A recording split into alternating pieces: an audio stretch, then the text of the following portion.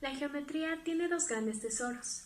Uno es el teorema de Pitágoras y el otro el número áureo.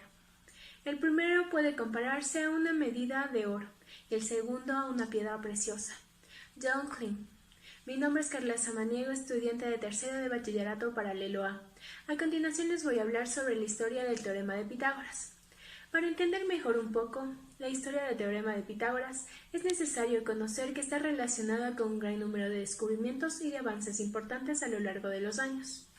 Sin embargo, el origen de Pitágoras fue conocido como teorema de Pitágoras gracias a la aportación de Pitágoras, quien tras años de estudio consiguió aplicar su teoría de la proporcionalidad entre los lados de un triángulo rectángulo.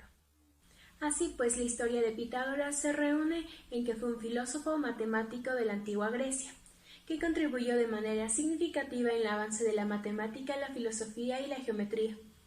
El filósofo fue el impulsador de la escuela pitagórica en el siglo VI a.C., y gracias a la ayuda de los pitagóricos, aquellos que pertenecían a la escuela consiguió el descubrimiento de lo que hoy en día conocemos como el teorema de Pitágoras. Actualmente no podemos asegurar con certeza que el verdadero origen del teorema de Pitágoras pertenezca en su totalidad a Pitágoras, pero lo cierto es que la propiedad de la proporcionalidad de los triángulos rectángulos fue un estudio realizado por Pitágoras, así como la consiguiente demostración y aplicación. Para aplicar su teorema de Pitágoras, elaboró una ecuación conocida como la fórmula del teorema de Pitágoras, mediante la cual se expresa que la suma del cuadrado de los lados menor de un triángulo rectángulo, es decir, los catetos, era igual al cuadrado del lado, la hipotenusa mayor del mismo triángulo. Gracias a esa fórmula surgió el origen de la demostración del teorema de Pitágoras, consiguiendo aportaciones de grandes filósofos, como la demostración del teorema de Pitágoras por Euclides, y se reveló la proporcionalidad que guarda este tipo de triángulo.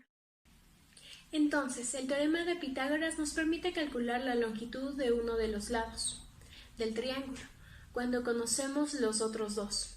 Asimismo, sabiendo la longitud de todos los lados, podemos verificar si un triángulo es rectángulo. Cabe señalar que en la figura mostrada las medidas de los ángulos son referenciales. Pueden tener distintas medidas, pero en todos los triángulos en general, no solo en los rectángulos, los ángulos interiormente siempre deben sumar 180 grados. Por ende, si uno mide 90 grados, la suma de los otros dos necesariamente debe ser 90 grados. Entonces, tomando en cuenta lo anterior, en un triángulo rectángulo, uno de los ángulos es recto y los otros dos son agudos, menores de 90 grados. La fórmula del teorema de Pitágoras es: en todo triángulo rectángulo, el cuadrado de la hipotenusa es igual a la suma de los cuadrados de los catetos.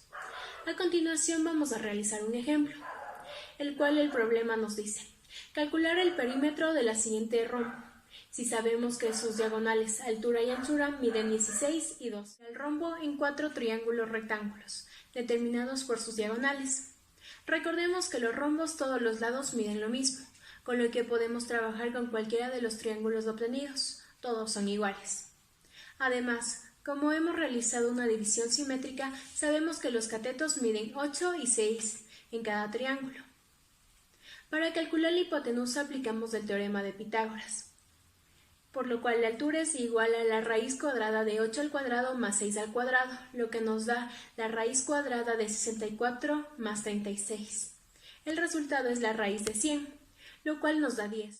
Por lo tanto, cada lado del rombo, o sea, cada hipotenusa, mide 10. El perímetro es la suma de todos los lados. Como estos son iguales, solo tenemos que multiplicar por 4, por lo cual el perímetro es 4 por 10, lo que nos da 40. Muchas gracias por su atención prestada.